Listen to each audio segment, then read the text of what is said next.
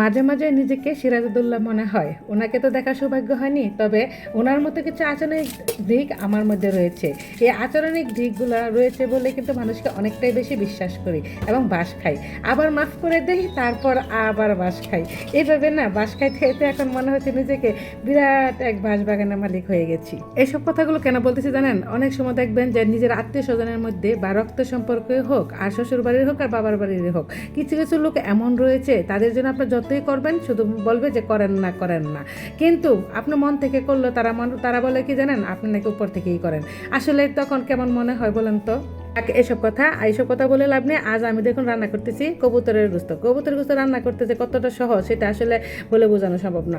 প্রথমে প্রেসার কুকারে 5 মিনিটে দেশি আলুগুলো সিদ্ধ করে নিয়েছি, আর এত তাড়াতাড়ি সিদ্ধ করে নিয়েছি এবং এটা খোলার জন্য একদম পানির নিচে ট্যাপের নিচে ধরে রেখেছি, খুলে ফেলেছি। তারপর আলুগুলো সিলে নিয়েছি। এখন আমি দেখুন এর মধ্যে দিয়ে দিয়েছি, একটি ফ্রাই প্যান বসিয়ে দিয়েছি। এর মধ্যে আমি যা যা লাগে মনে করেন যে পেঁয়াজ, তারপর রসুন, আদা, জিরা, এলাচ, দারচিনি, তেজপাতা, হলুদ, মরিচ, ধনিয়া, জিরা সব কিছু দিয়ে আমি একটু কষিয়ে নিয়েছি।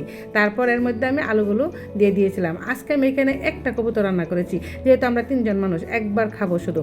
আর এইসব কবুতরের মাংসই বলেন আর মুরগির মাংস বলেন আমার 2বার খেতে ইচ্ছে করে না। আমাদের ফ্যামিলি তো এটা খায় না, এদের জন্য শুধু আমাকে একবারের জন্য রান্না করতে হয়।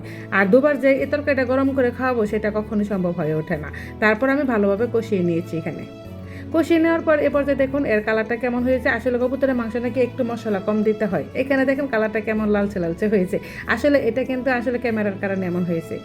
আর পাশের দিক দিয়ে দেখুন আমি আবার এখানে কিন্তু ভর্তা তৈরি করে নেব। এখানে ডালের ভর্তা তৈরি করে নেব। আর ডালের ভর্তা তৈরি করার জন্য আমি এখানে ডালটা বসিয়ে দিয়েছিলাম। আর এমন একটা পুরাতন পাতিল নিয়েছি যেখানে একদম পুরা করা যায়। সব পাতিল তো আর পুরা করা যায় না।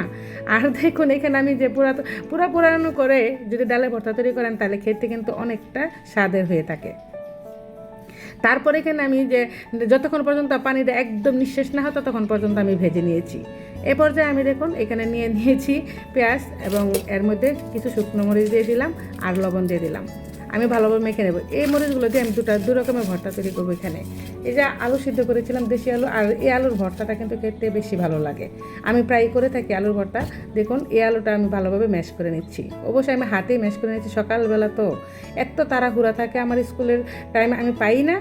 আর এই ফাঁকে দিয়ে আমি কত তাড়াহুড়া করে কাজ করি সেটা আসলে বলে বোঝাতে পারবো না। যে ভিডিও করে যে আমি সবার সামনে ভালোভাবে যে তুলে ধরবো সেটা আসলে আমার পক্ষে সম্ভব হয়ে ওঠে না। আর এই দেখুন এখন আমি এখানে দিয়ে দিচ্ছি ডালগুলো আমি ভালোভাবে ম্যাশ করে নেব।